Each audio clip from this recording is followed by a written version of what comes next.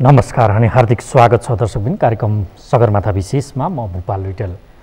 Corona भाइरसको महामारी नेपालमा पनि अस्वाभाविक तवरले बढेपछि सरकारले काठमाडौँ उपत्यका सहित 9वटा जिल्लामा निषेधाज्ञा लागू गरेको छ। निषेधाज्ञा लागू गरिएका जिल्लाको संख्या 9 पुगेको छ भनौँ। काठमाडौँ उपत्यकामा 16 गतेदेखि 15 दिनका लागि निषेधाज्ञा जारी भएको छ।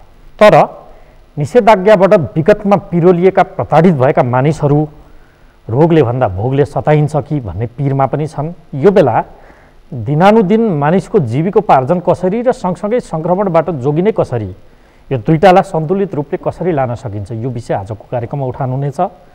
अर्कोतर्फ नेपाल चिकित्सक सङ्घले जनस्वास्थ्य सङ्कटकालको पनि माग गरेको छ। यो के हो, यावत विषयलाई जोड्दै आज हामी नेपाल चिकित्सक सङ्घका महासचिव डाक्टर बद्री रिजालसँग कुराकानी गर्दैछौँ। डाक्टर साहब स्वागत छ। हस्, धन्यवाद सर। अब तपाईँहरूको विज्ञप्ति मैले हिजो हेरिरहेको थिएँ, हजुर, जनस्वास्थ्य सङ्कटकाल भनेर माग गर्नुभएको छ। यो के हो, अलिकति बुझाइदिनुहोस् न। हामीले हेल्थ इमर्जेन्सी लागू गर्नुपर्छ। जुन अब ठाउँहरूमा, जुन जिल्लाहरूमा अत्यधिक मात्रामा सङ्क्रमण बढिरहेको छ र सङ्क्रमणको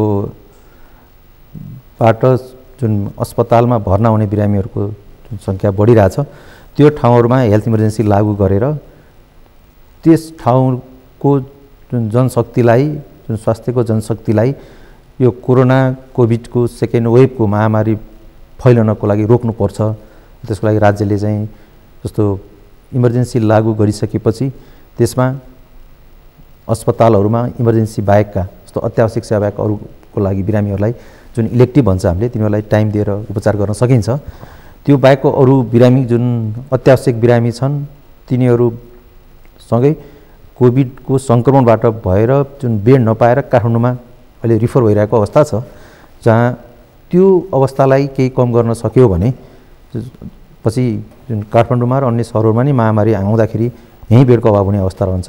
त्यो नहोस् भन्नको लागि र सङ्क्रमण फैलन रोक्नको लागि यो हेल्थ इमर्जेन्सी लागू गर्नुपर्छ, लकडाउन गर्नुपर्छ। इमर्जेन्सी लागू भइसके पछाडि चाहिँ हुन्छ के, त्यहाँ यसको कुनै मापदण्ड होला नि त, क्राइटेरिया, इन्डिकेटरहरू के हुने हो, नहुँदा के भयो, हुँदा के भयो? होइन, जस्तो हामीले भन्न खोजेको के हो भने त्यसमा हेल्थ इमर्जेन्सी लागू गरिसकेपछि त्यहाँ जनशक्ति परिचालन गर्नुपर्ने हुन्छ, राज्यले जनशक्ति लिनुपर्ने हुन्छ, इक्विपमेन्ट्सहरू थप्नुपर्ने होला र अरू बेड अरू भएका चलिरहेका प्राइभेट मेडिकल कलेज जति छन् तिनीहरूलाई सरकारले लिएर कब्जा नभनौँ, जो सरकारले लिएर चलाउनु पर्ने होला। त्यो गर्नको लागि सजिलो हुन्छ एउटा चाहिँ जुन हेल्थ इमर्जेन्सी लागू गरिसकेपछि भन्ने कुराहरू हो। र हामीले भन्न खोजेको हेल्थमा अहिलेको बेला कसरी हुन्छ पब्लिकलाई जुन कोभिडको महामारीबाट बचाउनुपर्छ, त्यो फर्स्ट प्रायोरिटी हुनुपर्छ भन्ने कुराहरू हाम्रो। ओके डाक्टर साहब, अब यो तपाईँले बेडको प्रसङ्ग सुरुमै उठाउनु भयो। हजुर, बेड अभावको विषय साँच्चै बेड अभाव हो कि हामीले म्यानेज गर्न नसकेको, यो के हो? होइन, अब जस्तो अहिले जुन कोभिडको लागि भनेर छुट्याएका अस्पतालहरू छन्, त्यो अस्पतालहरूमा जहाँ कोभिड बिरामीहरू राखिन्छ त्यो ठाउँमा आइसियुको बेड त खाली नै छैन र जनरल अक्सिजन 1-2 लिटर अक्सिजनमा मेन्टेन हुने बिरामीको लागि पनि फोन आइरहेर त्यसैमा म्यानेज गर्नुपर्ने अवस्थामा हामी छौँ। त्यो हुनाले जस्तो बेडहरू अहिले मेडिकल कलेजहरू छन्, प्राइभेट हस्पिटलहरू छन् र सरकारका हस्पिटलहरू छन्, तिनीहरूमा कोभिडलाई प्रायोरिटीमा राखेर त्यही हामीले मेडिकल इमर्जेन्सीको कुरा, लकडाउनको कुरा गरिरहेछौँ कि अहिले जनरल बिरामीहरू जुन अत्यावश्यक अवस्था नभइकन अस्पताल नजाँदा पनि हुने बिरामीहरू हुनुहुन्छ, उहाँहरूलाई अहिले प्रायोरिटीमा नराखेर जुन कोभिड सङ्क्रमित बिरामीहरूको लागि स्पेस क्रिएट गर्नुपर्छ र क्रोनिक बिरामीहरूको लागि छुट्टै नन कोभिड हस्पिटल जुन दीर्घरोगीहरू हुनुहुन्छ उहाँहरूले उपचार पाउनुपर्छ र उहाँहरूको लागि छुट्टै नन कोभिड हस्पिटलको चाहिँ व्यवस्था हुनुपर्छ भनेर हामीले सरकारलाई र जुन हिजो प्रेस रिलिज मार्फत अपिल पनि गरेका छौँ। संरचना यिनै हुन्, बेड तिनै हो। हजुर, यसैबाट कसरी म्यानेज छ त? योदेखि बाहेक अरू कुनै हामी त्यहाँ व्यवस्थापन गर्न सक्ने अवस्था छ र? होइन, जस्तो के छ भने हामीले कोभिड-19 आएको लगभग आज 1 वर्ष पुरा भइसक्यो, फर्स्ट वेभ आएको र त्यतिखेरदेखि नै हामीले भनिरहेका थियौँ र अहिले पनि भनिरहेछौँ कि भएका पूर्वाधारहरू जुन स्ट्रक्चरहरू छन् त्यसमा बेड र अक्सिजनहरू र एचडियुका लागि चाहिने इक्विपमेन्टहरू राख्यो भने धेरै हदसम्म हामीले बिरामीहरूलाई एडजस्ट गर्न सक्छौँ भनेर भनिरहेछौँ र त्यसको लागि बिचमा कार्यविधिहरू पनि बनेका थिए र फर्स्ट वेभ आइसकेपछि यो बिचमा जुन सेकेन्ड वेभ आउनुभन्दा यो बिचको समयमा हामीले चाहिँ के फिल गऱ्यौँ भने तपाईँ हामी सबैले अब त कोभिड सिद्धियो र कोभिड आउँदैन कि भन्ने हिसाबले हामी चाहिँ त्यो बिचमा हजुर हामीले कुनै पनि तयारी नगरिकन जुन पूर्व तयारीको लागि समय दिएको थियो भाइरसले भनौँ त्यसमा हामीले केही गरेनौँ र हामीले अरू मुलुकहरूलाई जहाँ सेकेन्ड वेभ आइसकेको थियो त्यो आउँदा पनि हामी कहाँ आउँदैन भन्ने हिसाबले गऱ्यौँ र त्यो नै गलत हो। त्यही हुनाले तयारी गर्नुपर्छ र अझै पनि जुन हामीले बनाएका पहिलाका कार्ययोजनाहरू छन् कहाँ कतिवटा जस्तो तपाईँलाई भनौँ हामीले चाहिँ त्यतिखेरै 2000वटा एचडियू अथवा आइसियू बेडहरू थप्ने कुरा थियो त्यो 500-600 भन्दा पुरा भएको छैन जस्तो लाग्छ। तपाईँले यी सबै कुराहरू अझै पनि बिग्रिसकेको छैन, जति सक्दो चाँडो कार्यान्वयनमा जानुपर्छ भन्ने हो हाम्रो। अब हाम्रो जस्तो मैले यहाँलाई सोधेको चाहिँ हाम्रा अघि भएकै पूर्वाधार यी हस्पिटलहरूबाट त्यो बेड हजुर अहिले जसरी सङ्क्रमणको दर अब हुन त हामी कम्पेरिटिभली इन्डियासँगै जोड्ने गरिरहेका छौँ, हाम्रो जे कुरामा पनि प्रायः त्यतैतिर तुलना हुने गरेको छ। हजुर खुल्ला सीमा भएको कारण तथ्यगत हिसाबले पनि फ्याक्चुअल बेस आधार मान्न सकिन्छ इन्डिया नेपाल दैनिक त्यहाँ 3 लाख 3.5 लाख भन्दा माथि पुगिसकेको छ सङ्क्रमण। हजुर फर्स्ट वेभ हुँदाखेरि 1 लाख हाराहारी थियो, 3 गुणा बढी अहिले सेकेन्ड वेभमा त्यहाँ देखिन्छ। हजुर हामी कहाँ फर्स्ट वेभमा 5000 पिकमा पुगेको थियो, 5000 हाराहारी। हजुर अब सेकेन्ड वेभमा भारतसँगै कम्पेरिजन गर्ने भने कम्तीमा 3 गुणा बढ्ने भने दैनिक 15000सम्म सङ्क्रमित हामी कहाँ यदि देखिने हो भने हाम्रा यी संरचनाले थेक्छन्, कति थेक्छन्, केही त्यसमा उपायहरू छन् कि निकाल्न सकिने। कतिपयले त मेडिकल कलेजको पनि उदाहरण दिइरहेछन्, त्यहाँ त विद्यार्थी नपाएर कामै नभएर बसेको छ, त्यसलाई युटिलाइज गरौँदेखि लिएर अनेक सोल्युसनको पार्ट पनि देखाइरहेछन् नि। हामीले सोल्युसन केबाट दिन सक्छौँ? होइन जस्तो के छ भने हजुरले भने जस्तो जुन भारतमा त्यत्रो वेल डेभलप्ड हेल्थ सिस्टम हुँदा पनि उहाँहरूले चाहिँ त्यहाँको हेल्थ सिस्टम अलिक कोल्याप्स जस्तै भएको अवस्था छ र केसहरू त्यसरी बढिरहेछ र हाम्रोमा भएका केसहरूको प्याटर्न र उहाँहरूको प्याटर्न उस्तै छ र फर्स्ट वेभमा पनि त्यही छ र अहिले पनि त्यसरी नै गइरहेको छ। त्यही हुनाले त्यो अवस्था हाम्रोमा पनि आउँछ तर 1 महिना पछाडि छौँ हामी। त्यही हुनाले तुरुन्तै अब 2-3 हप्तामा हामी त्यो अवस्थामा पुग्ने अवस्थामा छौँ। त्यही हुनाले हामीले जस नहोस् तर चाहिँ कामना गरौँ तर चाहिँ त्यही प्याटर्नमा हिँडिरहेछ, डाटाले त्यही बोल्छ। त्यही हुनाले हामीले के भनिरहेछौँ भने अझ पनि टाइम छ र हामीले लकडाउनको कुरा गरिरहेछौँ। कम्प्लिट लकडाउन गरेर यो जस्तो र अस्पतालहरूमा पनि कोभिड र नन कोभिडलाई छुट्याएर राखौँ दीर्घरोगीहरूको लागि हामीले एनएमएले भनिरहेका छौँ र त्यसको लागि अत्यावश्यक सेवा बाहेक अरू जनरल जुन नर्मल ओपिडी पेसेन्टहरू छन् अहिले साधारण दुखाइ हुँदा घरमै म्यानेज गर्न सक्ने हुन्छ त्यस्तै खालको बिरामीहरू इलेक्टिभ सर्जरीहरू हुन्छन्, तिनीहरूलाई अहिले होल्ड गरौँ र हामीले कोभिडको सङ्क्रमण भएर आउने बिरामीको लागि स्पेस क्रिएट गरौँ, हामी त्यो तयारीमा बसौँ भनेर हामीले भनिरहेछौँ र अहिले पनि त्यही भनिरहेछौँ। यदि त्यसो गरियो भने प्राइभेट हस्पिटलहरू छन्, हस्पिटलहरू छ, उनीहरूसित कोअर्डिनेट गर्न सकिन्छ र मेडिकल कलेजहरू छन् राजधानीमा विभिन्न ठाउँहरूमा त्यो स्पेसहरूलाई लिएर हामीले चाहिँ नयाँ बेडहरू क्रिएट गरेर बिरामीहरूलाई एकोमोडेट गर्न सक्छौँ। त्यही हुनाले अलिकति इक्विपमेन्टहरूको कुराहरू छ, अक्सिजनहरूको, त्यसलाई व्यवस्था गऱ्यौँ भने त्यो नसक्ने कुरै छैन। कतिसम्म थेक्छ होइन जस्तो के छ भने अब थेक्दैन भनेर अहिले नै हात उठाउनु पर्ने त्यस्तो अवस्था लाग्दैन।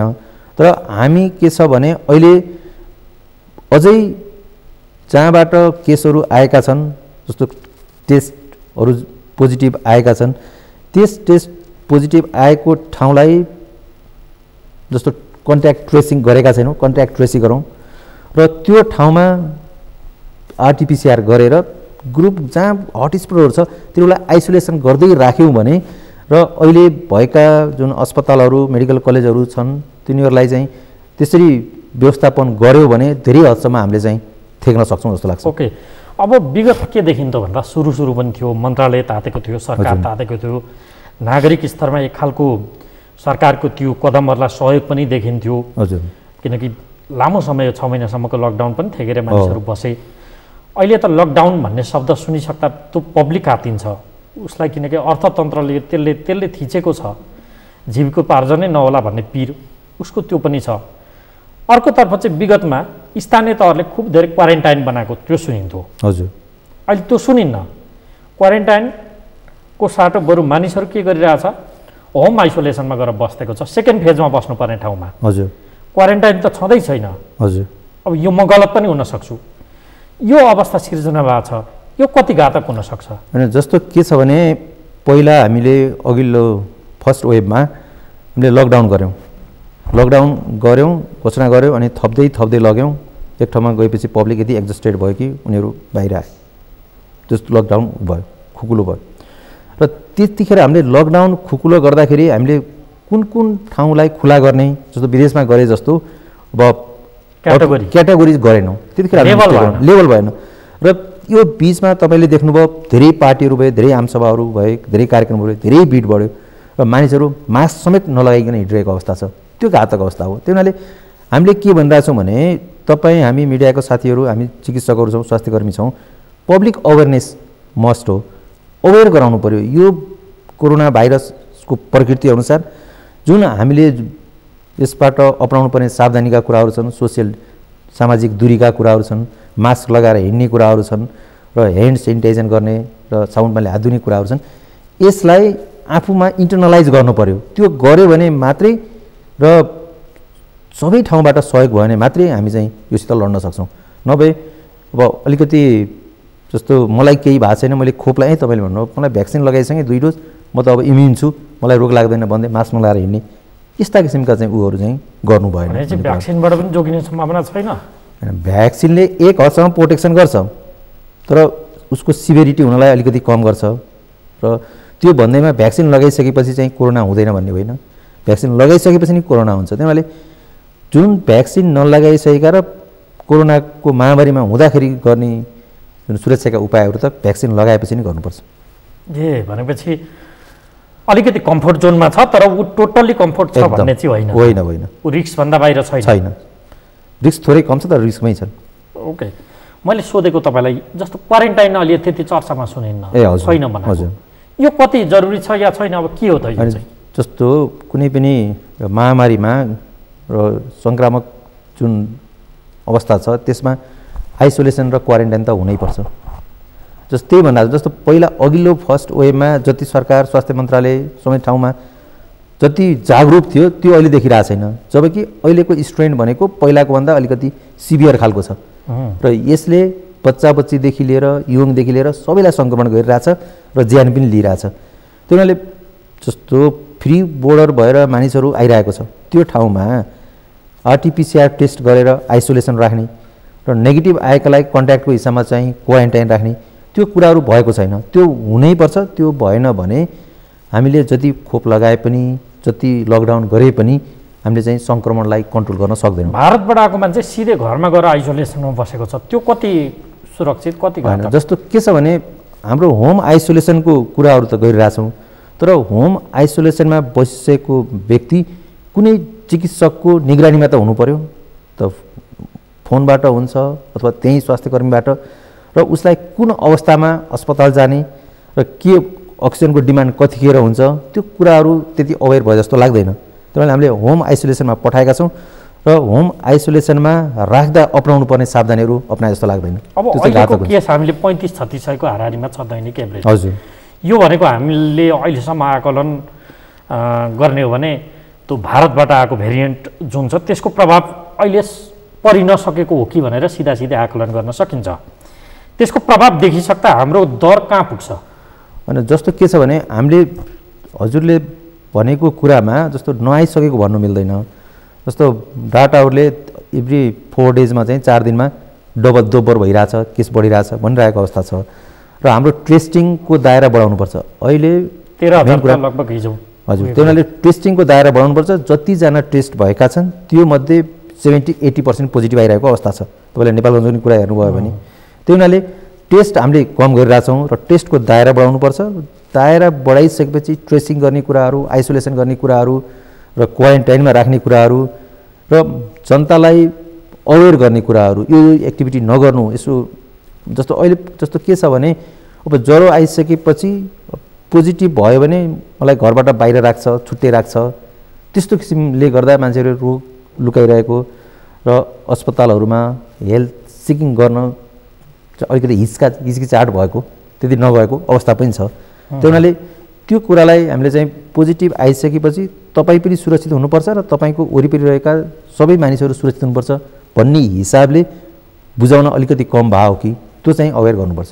ओके, अब बालबालिका पनि यो बेला चाहिँ अलिक बढ्ताग्रसित भएको जस्तो एकदमै देखिन्छ। हजुर, विगतमा त्यो थिएन। हजुर, यो कसरी सम्भव भयो? बालबालिका पनि डराउनु पर्ने, सुरक्षित राख्नुपर्ने, उसलाई विद्यालय जानबाट वञ्चित गर्नुपर्ने यो अवस्था सिर्जना भयो नि त। हजुर, जस्तो के छ भने अहिलेको अब न्यू भ्यारिएन्टले गर्दा बच्चाहरू यङ मानिसहरूमा पनि बढी इन्फेक्सन भएको हुनसक्छ, त्यो एउटा कुरा। र अर्को कुरा यो बिचमा हामीले जुन फर्स्ट वेभको पिक अलिकति कम भइसकेपछि हामीले स्कुलहरू खोल्यौँ, मापदण्ड पुरा अपनाएनौँ, त्यो हिसाबले गर्दा नि आउटडोर एक्टिभिटीहरू भिडभाडमा जाने क्रमहरू बढी भएको हुनाले सङ्क्रमण पनि बढायो। अब त्यही हुनाले यसमा त जस्तो अहिले एजुकेसन भन्दा पनि लाइफ हेर्नुपर्छ जस्तो लाग्छ। अनि हाम्रो जीवनशैली अब के त यो अनन्तकालसम्म गइरहन्छ, कहिले म्युटेसन भनेको छ, कहिले न्यू भेरिएन्ट भनेको छ होइन। खोप आएपछि आशा जाएको थियो, त्यो पनि पूर्णतया यहाँ रिक्स रहित छैन भनिएको छ होइन। कम्फर्ट छ, मान्छे रिक्स रहित छैन भनिएको छ, कतिपय खोप लागे मानिसहरूको मृत्यु पनि भएको छ भनेपछि यो अनन्तकालसम्म जान्छ। नो सोलुसन होइन, त्यस्तो होइन। के हो के छ भने भ्याक्सिन सम्पूर्ण नागरिकले भ्याक्सिन लगाइसकेपछि एउटा इम्युन डेभलप गरिसकेपछि त्यो जुन अहिलेको दरमा मृत्यु हुने, इन्फेक्सन हुने रेट कम हुन्छ, त्यो एउटा कुरा छ। र अर्को यो म्युटेसन हुँदै गर्दाखेरि सधैँभरि म्युटेन्ट जुन भाइरस छ त्यो सिभियरै हुन्छ भन्ने पनि होइन। त्यो त्यही हुनाले हामीले एउटा नहुन पनि सक्छ, हुन नि सक्छ, त्यो होइन, त्यसको उसमा भर पर्छ। नि एउटा कुरा के हो भने हामीले सावधानी अपनाउनलाई छोड्नु हुँदैन। जुन प्रिकसन लिने कुराहरू त्यो प्रिकसन त लिनै पर्छ। जुन डिस्टेन्सिङको कुराहरू छ, प्रश्न आयो नि त, मान्छेको आदत त्यो छैन, जबरजस्ती परिबन्धले नै यो गरो। अब यो ठिक होला कि भन्नु, न्यू भेरिएन्ट भन्यो, अर्को प्रोपोगन्डा होइन, पेन्डेमिक, अर्को पेन्डेमिक, फेरि त्यो सक्यो, न्यू भेरिएन्ट भनेको छ, फेरि म्युटेड भयो भनेको छ भनेपछि यो अनन्तकालसम्म अब गइरहन्छ। यसको सोलुसन चिकित्सा विज्ञानले दिन नसक्ने अवस्थामा पुग्यो। होइन, त्यो होइन। जस्तो के छ भने फर्स्ट वेभ आउँदाखेरि तपाईँ हामीले भ्याक्सिन पाएका थिएनौँ, अहिले धेरैले भ्याक्सिन पाएका छौँ। भ्याक्सिन पाइसकेपछि हुने मोर्टालिटी धेरै कम छ र सिभियर इन्फेक्सन हुने चान्स धेरै कम छ, त्यो छ। त्यही भएर सबैजनालाई हामीले भ्याक्सिनेसन गर्नुपर्छ भन्ने हिसाबमा छ, त्यो पनि भइरहेछ, त्यो एउटा हो। र अर्को कुराहरू चाहिँ जुन हामीले आफ्नो व्यवहारमा परिवर्तन गर्ने कुराहरू, दैनिकीमा भिडभाडमा नजाने, मास्क लगाउने र हात नमिलाउने, जुन ती अङ्कमाल नगर्ने, यी जुन हामीले दैनिक गर्ने पहिला गरिरहेका व्यवहारहरू छन् यिनीहरूलाई परिवर्तन त गर्नैपर्छ यो कोरोना महामारीसित। र कोरोना हजुरले भने जस्तो अब अहिले तुरुन्तै 1 वर्षमै सिद्धिने, 2 वर्षमै सिद्धिने छैन। र एपिडेमिक एउटा कन्सटेन्ट रहिरहन्छ, जस्तो इन्फ्लुएन्जा भइरहेछ त्यस्तै खालको रहन्छ, तर यसको स्ट्रेन विक हुनसक्छ र हुनुपर्छ। र भएन भने पनि हामी भ्याक्सिनेसन भइसकेपछि सबै मानिसहरूमा इम्युनिटी आइसकेपछि जसरी अहिलेको हिसाबमा उसले गरिरहेछ, सङ्क्रमण गरिरहेछ र मोर्टालिटी मृत्यु बढिरहेछ, त्यो चाहिँ त कम हुन्छ। र भ्याक्सिनको पनि त त्यसको पनि समयावधिको विषय आइरहेको छ। कसैले 6 महिना, कसैले 1 वर्ष भनिरहेछ। फेरि लगाउने विषय भनेको छ, एकपटक लगाउन पनि मान्छेलाई हम्मे परेको छ, नपाएर। यो कति सम्भव छ? होइन, त्यो त अब राज्यले व्यवस्था गर्दैछ, त्यो गर्ला। र अर्को कुरा भ्याक्सिन आइसकेपछि अब म्युटेसन भइरहेको छ भाइरस, तर म्युटेन्ट भइसकेपछि त्यसको प्रोटिन लिएर भ्याक्सिन त डेभलप भइहाल्छ। त्यही भएर एउटा कुरा के भने भ्याक्सिन चाहिँ एभाइलेबिलिटी हुनु पऱ्यो भन्ने कुराहरू हो र लगाउनु पऱ्यो भन्ने कुराहरू हो। त्यो लगाइसकेपछि र आफूमा भएका व्यवहारहरू परिवर्तन गऱ्यो भने सहज हुन्छ। एउटा भ्याक्सिनले कति, 1 डोज लगाइसकेपछि कति काम गर्ने त?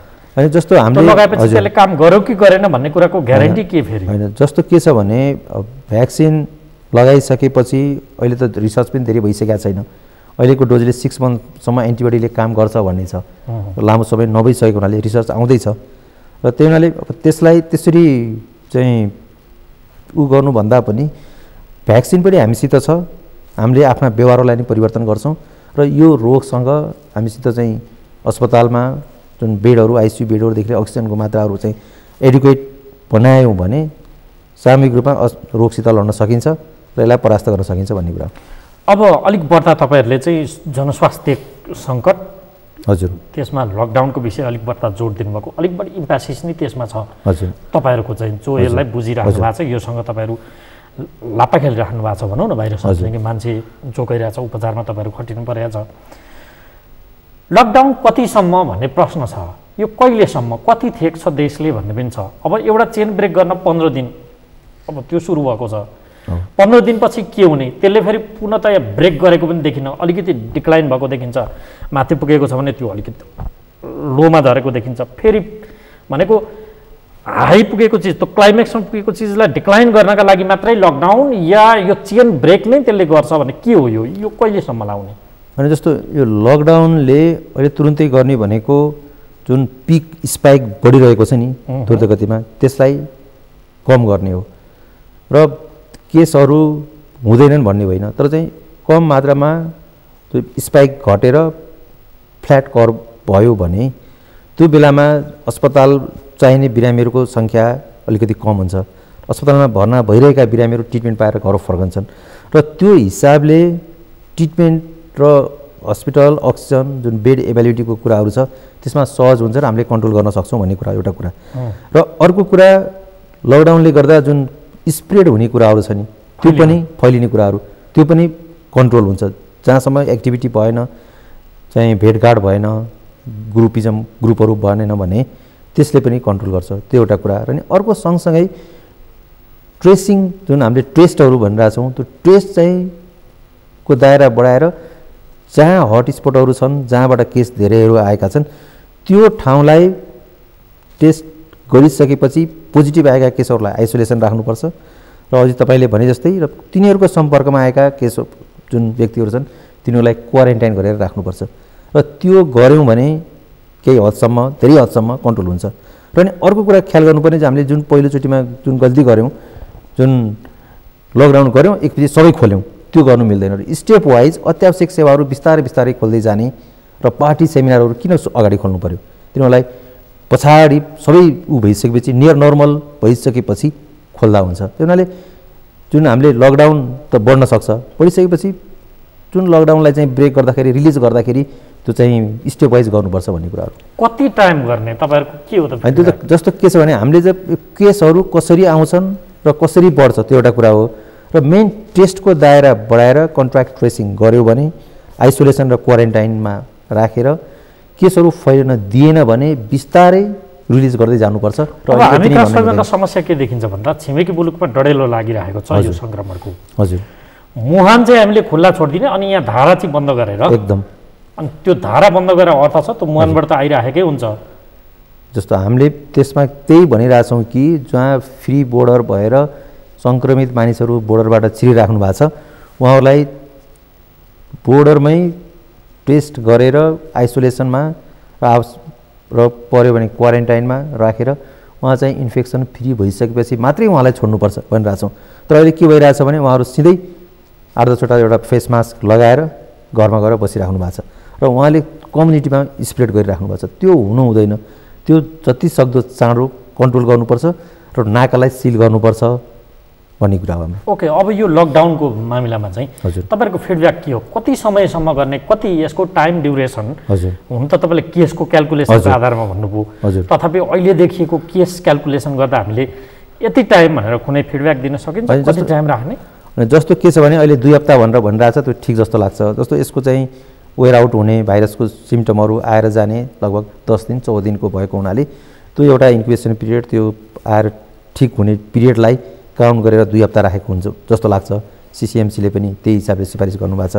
र केसहरू बढ्दै गए, जुन हामीले अस्पतालहरू भरिन थाले, आइसोलेसन र जुन टेस्ट गर्दाखेरि केसहरू बढ्दै गयो भने त यो टाइम बढ्न सक्छ। तर जस्तो हामीले के भनिरहेको छौँ, लकडाउन गरेर मात्रै समस्या समाधान होइन, यो त लकडाउन गरेको स्प्रेड एउटा अलिकति नहोस् र केसहरूलाई एउटा फ्ल्याट कर्भ बनाएर ट्रिटमेन्ट गर्न सकियोस्, त्यो भन्ने कुरा हो। र त्यही भएर उसको लागि त भ्याक्सिनको कुराहरू भ्याक्सिन गर्दै जानुपर्ने हुन्छ, र सँगसँगै टेस्ट गरेर आइसोलेसन र क्वारेन्टाइनमा राखेर र स्प्रेड हुनुबाट बचाउनै पर्छ। र त्यसपछि मात्रै नियर नर्मल भइसकेपछि अत्यावश्यक सेवाहरूलाई बिस्तारै रिलिज गर्ने कुराहरू त्यो गर्दै जानुपर्छ। र यो तुरुन्तै अब 2 हप्तालाई 3 हप्ता गरेपछि ठिक हुन्छ भन्ने खालको अवस्था होइन। त्यो भने सिचुएसनमा डिपेन्ड गर्छ, भर पर्छ यो कुरा होइन। अन्त्यमा चाहिँ बताइदिनुहोस्, अब क्यालकुलेसनको हिसाबले तपाईँ यो सेकेन्ड वेभमा हामी कुन तहको इन्फेक्सनको अवस्थामा पुग्न सक्छौँ, के देख्नुहुन्छ? होइन, जस्तो अब हामीले जुन बाहिर इन्फेक्सन भइरहेको छ विदेशमा, भारत छिमेकी भारतमा हेरेर नै क्यालकुलेसन गर्ने हो। र त्यो भारतमा भएको इन्फेक्सनको प्याटर्न र हाम्रो प्याटर्न एउटै प्रकृतिको भएको हुनाले र त्यहीँबाट आएका दाजुभाइहरू बाट पनि सङ्क्रमण भइरहेको र उहाँहरू पनि सङ्क्रमित हुनुभएको अवस्थाले गर्दा अब 2-3 हप्तामै केसहरू धेरै बढ्ने हामीले चाहिँ आकलन गरिरहेछौँ। तपाईँले भन्नुभयो जुन 3 गुणाको तह छ, त्यो त मिनिमम पनि हो। त्यही हुनाले हामीले भनेको हामीलाई स्पेस क्रिएट गर्नुपर्छ। केसहरू बढ्दैछन्, हिजो प्रत्येक 4-4 दिनमा दोब्बर भएर बढ्दैछन् र टेस्टको दायरा बढाउनुपर्छ र त्यसको लागि तयारी भएर बस्नुपर्छ। अक्सिजनदेखि लिएर एचडियूदेखि लिएर जनरल बेडहरूदेखि लिएर अस्पतालहरूमा स्पेस निकालेर बस्नुपर्छ भन्नु हामीले भनिरहेको। त्यो तहको अलिक बढ्ता तातो लागेको, अलिक बढ्ता सरकारलाई धपेडी, त्यो तहको देखिएको ठान्नुहुन्छ तपाईँहरू यो बेला? त्यही देखिरहेछौँ हामीले त्यही फिल गरिरहेछौँ। जस्तो पहिलो वेभ छैन, पहिलो वेभमा सरकार धेरै थियो, सेन्सिटिभ भनौँ न भएर धेरै कुराहरू गरिरहेको थियो र अहिले त्योभन्दा गम्भीर सिचुएसन हो। यसमा त सरकारकै नआएको थाहै नभए जस्तो गरिरहेछ। आफ्नो काम गरे होला, तर त्यति तयारी देखिएको छैन र यो पुगेको छैन। त्यो चाहिँ पक्का हो। पक्का। हस् डाक्टर साहब, यो महत्त्वपूर्ण समय र संवादका लागि यहाँलाई धन्यवाद। हस्, धन्यवाद विपुल सर, समय दिनुभयो। आदरणीय दर्शकहरू, आजको कार्यक्रमको निर्धारित समय सकिएको छ। आज हामीले नेपाल चिकित्सक सङ्घका महासचिव डाक्टर बद्री रिजालसँग कोरोना भाइरसको दोस्रो लहर, यसबाट हुन सक्ने सम्भावित क्षति र समाधानका उपायबारे हामीले संवाद गऱ्यौँ। अर्को अङ्कमा फेरि तपाईँहरूको भेट हुने नै छ। हामीलाई आजलाई बिदा दिनुहोस्। नमस्कार।